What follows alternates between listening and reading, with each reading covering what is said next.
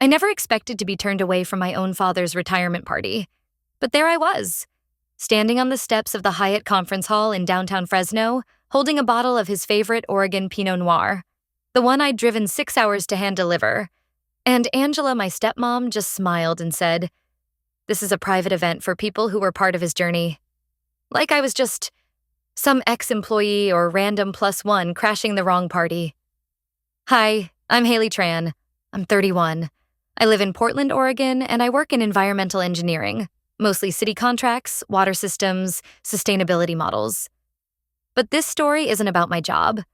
It's about the family I never quite belonged to, no matter how hard I tried. My mom died when I was 9. Cancer. It was quick, brutal, and the first time I saw how fast people could move on from grief when it was inconvenient.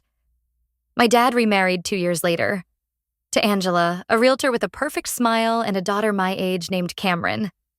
I remember standing at their wedding in a lopsided dress, watching Angela fix Cameron's curls while mine stayed frizzy and ignored. It was like a metaphor no one else noticed. From that point on, it was the 3 of them. And then me. Not hostile, not cruel, just invisible. Every holiday photo. Cameron in the center, me on the edge. Every Christmas, matching gifts for them.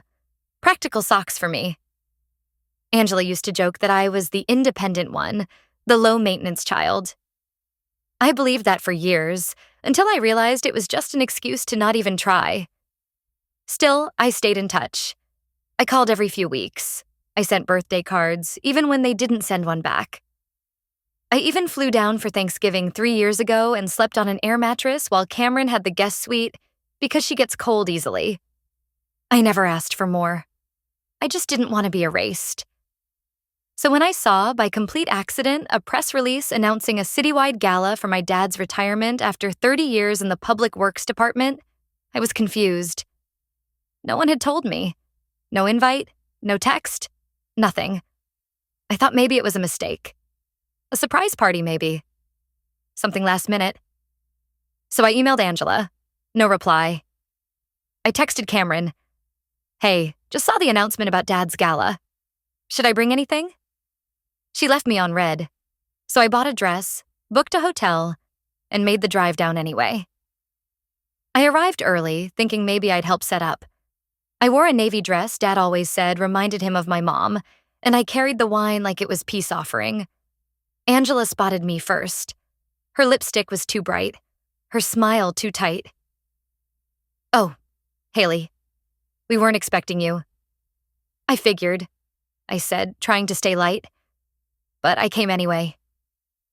She didn't even look at the bottle in my hand, just stepped sideways and said it. The line I still can't stop hearing in my head. "This is for people who were part of his journey." She actually meant it. I opened my mouth to respond, but behind her I saw Cameron, laughing with some city councilman. She caught my eye and smirked. I don't remember walking back to my car. I remember the sun was too bright, that my shoes pinched, that my chest hurt in a way that had nothing to do with pride. I sat in my car with the engine off, gripping the steering wheel like it could hold me together. Then came a soft knock on the driver's side window. I turned and nearly jumped. Standing there was a woman I hadn't seen in over a decade. She leaned down slightly, peering into the car, squinting against the sunlight. "Haley Tran? Is that you?" It was Judith Madison, my former high school mentor and, unless I was losing my mind, the wife of the sitting mayor. She looked stunned. Then she smiled. "What on earth are you doing out here alone?" And that, right there, that moment changed everything. I blinked, not entirely sure I was awake. Judith Madison, yes, the Judith Madison, was standing outside my car like a twist out of a novel. Her hair was shorter than I remembered, silver now, but she still had that same calm, clear-eyed presence she'd had when she used to mentor me in high school. Back then, she ran a community STEM program. Took a chance on a grieving, awkward, mixed-race girl who smelled like library dust and always sat in the back. I rolled down the window slowly. "Ms. Madison?" She grinned. God, it's been ages. You look just like your mom. My chest tightened. I nodded, swallowing. She looked toward the hotel. Don't tell me you're sitting out here during Harold's retirement gala. I wasn't invited. Her brow furrowed. That can't be right. Aren't you his daughter? I almost laughed. Apparently, that's not enough anymore. She stared at me for a long beat, then straightened. Come with me. It felt like walking into a trap. The air inside the Hyatt was too cold, too bright. Chandeliers sparkled like they were mocking me. Every table had cream linens and little placards with gold cursive names. The guest list must have cost a fortune, because they sure paid extra to not include mine. Angela was standing near the check-in booth, her hand resting on the shoulder of some local journalist, all fake smiles. When she saw me, her whole face twitched. And then she saw who I was walking with, Mrs. Judith freaking Madison. Angela stiffened like someone had yanked her spine straight up. But she didn't say a word, not with Judith right there, greeting people with the casual authority of someone whose husband runs the city. Judith leaned down toward the check-in table, looked over the list. Add one more to table 7, she said to the poor kid manning the names. Angela stepped forward, her voice tight. I'm not sure there's room. Judith cut her off. There's always room for family, Angela. Cameron came up behind her mom then, all flowy dress and perfectly curled hair. Her eyes flicked over me and narrowed. Didn't think you were coming. I gave her a tight smile. Yeah, I bet you didn't. The whole room shifted when they realized I was there. People I hadn't seen in years were suddenly remembering I existed. Old neighbors, my dad's coworkers, even Mr. Lang, who used to teach woodshop and once told me I wasn't really built for manual work. Cool. I found my seat, sat straight, smiled politely, and kept my hands from shaking by gripping the underside of the table. Dad took the stage about 30 minutes in. His voice cracked a bit when he talked about 30 years of service. Then he listed everyone who helped him get there. Angela, Cameron, the department, the mayor, his golf buddy Rick. My name? Not once.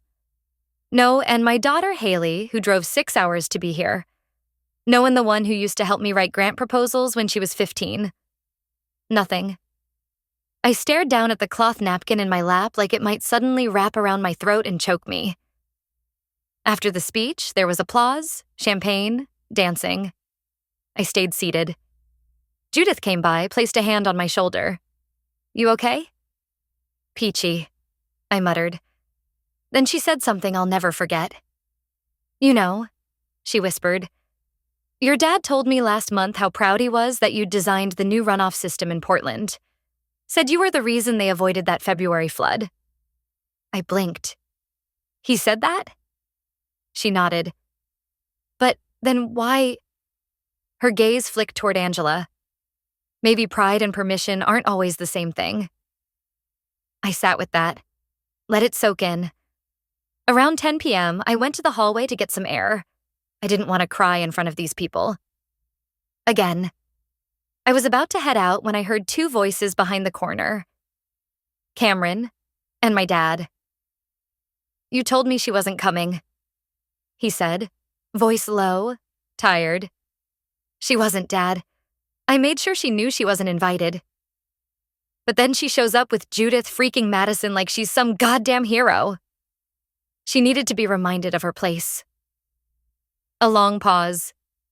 Then my father said the thing that broke whatever was left of me. You did good, Cam. You handled it. Just, next time, be more careful. And right there, in that beige hallway lined with floral carpet, I realized something I'd always hoped wasn't true. They hadn't forgotten me. They'd erased me. On purpose. I don't know what hurt more. Hearing my father praise Cameron for handling me, or realizing he thought I needed to be handled. Like I was a problem, a threat, an embarrassment. I stood frozen in that hallway, just out of view. My heels dug into the cheap carpet. My chest felt like it had caved in. And for a second, I wondered if this whole trip was just one long, humiliating setup, and I was the only one who didn't get the memo. I didn't cry. Not yet. Instead, I walked calmly back into the ballroom like nothing had happened. I grabbed a flute of champagne off a tray and downed it in one go. Then I smiled and made small talk with one of my dad's old supervisors, who apparently did remember me. But something inside me shifted. Whatever trace of guilt or hope I'd carried into that party, it died right there in that hallway. I wasn't the daughter who forgot to show up. I was the daughter they didn't want to be seen. Here's where it gets worse. The morning after the party, I checked out of my hotel and headed to the Starbucks near the airport to decompress before my flight. I just wanted something normal. A vanilla latte, a bagel, a quiet corner. What I didn't expect was a notification. My phone buzzed. A DM on Instagram from someone I didn't follow. "Hey, just thought you should see this. Found it on Facebook. Thought it was weird." Attached was a screenshot of a private Facebook post. It was from Cameron. A long, dramatic caption about protecting boundaries, reclaiming safe spaces, and not letting toxic energy ruin her father's milestone. At first, I thought maybe she was just subtweeting me in public, which honestly was petty but not surprising. But then I read the comments. People were praising her for being strong enough to confront her abuser. Her abuser. Some cousin from Ohio chimed in, "Proud of you, Cam." Some people never grow up. Another, "Ugh, that girl always gave off bad energy." And then came the kicker, from Angela. She made Harold cry last Thanksgiving, said he was a bad father and stormed out. We should have gone no contact then. I sat there in the middle of Starbucks with my phone in my hand and my mouth wide open.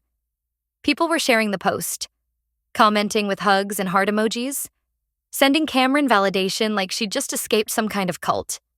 Except none of it was true. I hadn't even been at Thanksgiving last year. I was in Tokyo on a last-minute business trip. I had emails, flight receipts, photos to prove it. They hadn't just erased me. They were rewriting me, making me the villain in a story I never even got to speak in. I messaged Cameron. No response. I tried calling my dad. Straight to voicemail. I posted a simple comment under the public version of the post. It had over 100 likes by now. Interesting fiction, Cam. Want to tell them where I actually was last Thanksgiving? She deleted my comment within 2 minutes, then blocked me. That was the moment I knew I wasn't going to fix this. Not with a phone call, not with a birthday card, not with a carefully wrapped bottle of wine or polite smiles at awkward dinners. They didn't want resolution. They wanted a version of the story where I never existed. Or if I did, it was as the problem. The broken piece. And Cameron? She didn't just erase me. She replaced me. She took my father, my history, even my absence, and built herself a sainthood on it. The irony? She always said I made everything about myself. If you've ever been shut out of your own family's story, made to feel like a stranger at a table you used to set, just know you're not alone. There's a special kind of pain in being misrepresented by people who once kissed you goodnight. I don't have a clean ending to this part yet. No neat bow to tie it up. But if you've been through something like this, I see you. And if you've ever had to fight to prove you're not who they say you are, I'm still fighting too. I didn't plan revenge. Not at first. I was too numb, too tired, too hollowed out to even think that far ahead. But something about seeing my name twisted into a villain online. People I hadn't spoken to in years reposting Cameron's fairy tale about emotional abuse and healing from toxicity. It broke something. And in its place, something new grew. Not rage, not even grief. Clarity. They had written me out of the family story, painted over the memories, made me into a warning sign. And I finally understood. I didn't need to defend myself. I just needed to correct the record, in my own voice. I started simple. I wrote a post. Just a quiet, steady post on LinkedIn, of all places. I shared about my work on the February flood prevention system. I tagged the city, my team, my collaborators, and at the very end, I added, "This one's for the people who said I wasn't really part of the journey. I helped build this city, even if some folks at home would rather I stayed invisible." I didn't use names. I didn't have to. It blew up. Former coworkers, city officials, even a few journalists reposted it. One editor DM'd me asking if I'd be open to writing a guest column about women in infrastructure. I said yes. Then, on a whim, I added one more person to the list of people I emailed the article to, Judith Madison. A week later, she called. "You free next Tuesday?" she asked, skipping pleasantries. "I guess." "Good. Mayor's office is hosting a Women in Sustainability Roundtable. We want you to keynote." I laughed. "Judith, I'm an engineer. I don't do speeches." "You didn't do family confrontations either until you walked back into that ballroom like a queen in exile. I think you've earned the mic." So I said yes. And that's when the dominoes really started falling. The night of the event, I stood backstage shaking like a leaf in a wind tunnel.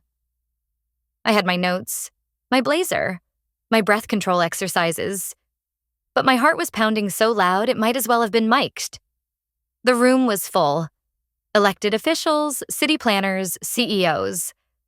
I spotted a few faces from the party, even a former teacher, all of them waiting to hear the woman Cameron had called toxic, waiting to see who I really was.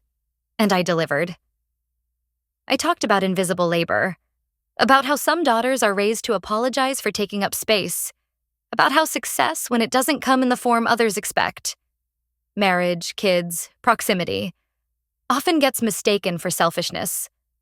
But the ending was personal. For years, I let silence shape how people saw me. And silence is a clever liar. So today, I'm choosing a new voice. Not to erase anyone else's story, but to make sure mine isn't told by the wrong author. The applause was unreal. But what came after? That's the part I'll never forget. The next morning, I got a call from my boss. He sounded cautious. "You didn't hear this from me," he said, "but someone submitted a formal concern to HR about you possibly violating internal confidentiality." "What? Who?" He hesitated. "Anonymous. But the complaint referenced your LinkedIn post and your speech. Said it created a hostile work environment for a fellow employee with family ties." I didn't even need to guess. Cameron. She wasn't just rewriting me anymore. She was trying to erase my job. But here's the twist. Here's the moment that made my jaw actually drop open in the middle of that phone call. The report got kicked back, my boss said, because HR flagged a conflict of interest. "What kind of conflict?" I asked. He sighed. "Apparently, the person who submitted it used your company email address." Cameron had applied for a job at my firm, and she was already in the onboarding system. I sat there frozen. She hadn't just taken my family. She was trying to walk into my career, too. Like she wasn't content being the good daughter. Now she wanted to be me. But here's the thing. She didn't realize the person she was trying to step into wasn't silent anymore. If you've ever felt like someone tried to copy your life while erasing your name from it, if you've watched someone weaponize your distance while secretly craving your place, I see you. There's a rage in that kind of betrayal that has no neat name. But I'm learning, step by step, to turn it into something else. And next time, I won't be blindsided. When I tell you I froze reading that email from HR, I mean my whole body went still. Cameron, applying to my company, using my name and the fallout she engineered to launch a narrative inside my space. She wasn't just following me. She was trying to be me. But the thing is, when you build something real, piece by piece, you know where every brick came from. She didn't. And she made one fatal mistake. She underestimated how much people here respected me. I didn't respond right away. I needed clarity, not emotion. I booked a short meeting with HR the next morning in person, brought emails, timelines, proof of her false accusations, screenshots of the Facebook smear post she deleted. Everything laid out in a neat, quiet folder. I'm not here to retaliate, I told them. I just want transparency. You deserve to know who you're hiring. They didn't say much at the time, but 3 days later, I got the update. Her offer was rescinded. They cited internal misalignment with organizational values. No fanfare, no drama. Just one sentence that probably wrecked hers. But the real reckoning came from somewhere I didn't expect. 2 weeks after that, my mom texted me. Not Angela, my real mom. Except she's been gone since I was 9. It was an old message thread I hadn't touched in years. Just her number, still saved in my phone. No one had messaged it since she passed. But that night, I typed out a text. Wish you could have seen me now. You would have laughed. They tried to replace me, but I stayed. I hit send knowing no one would see it. And still, it gave me peace. A month later, Dad reached out. Not with an apology. Not with accountability. Just a short voicemail. Cameron's having a hard time. I hope you're happy. I stared at my phone and laughed out loud in my apartment. Happy? Number but free? Yeah, because this time I didn't take the bait. I didn't call back. Didn't explain. Didn't try to fix it. For once, I let their chaos be their own. And that felt like winning. I kept going. I spoke at 2 more conferences, published a piece in an environmental journal that got picked up nationally, started mentoring a younger engineer who reminded me way too much of 22-year-old me. Quiet, brilliant, unsure where she fit. She told me once, "You carry yourself like someone who knows where she stands." I smiled and said, "Took me 31 years, but yeah, I do now." Last week, I got a letter in the mail. Handwritten, from Cameron. She didn't ask for forgiveness, didn't say she was sorry. She just wrote one line. "You were never the villain. I just didn't know how to be anything other than the favorite." And maybe that's her version of closure. I don't need it, because I've already chosen mine. The next time someone tries to write me out of my own story, I won't argue. I'll just keep writing louder. Because silence might be soft, but the truth stays standing longer. What did I learn? Silence isn't always sacrifice. Sometimes, silence is how they teach you that you're not allowed to exist. And you have to learn how to show up, even when no one invites you. If you've ever been turned into a side character in your own life, I truly hope you'll share your story in the comments. I read everyone. And if you're still trying to find the voice that was once silenced, stay. We still have so much that needs to be said.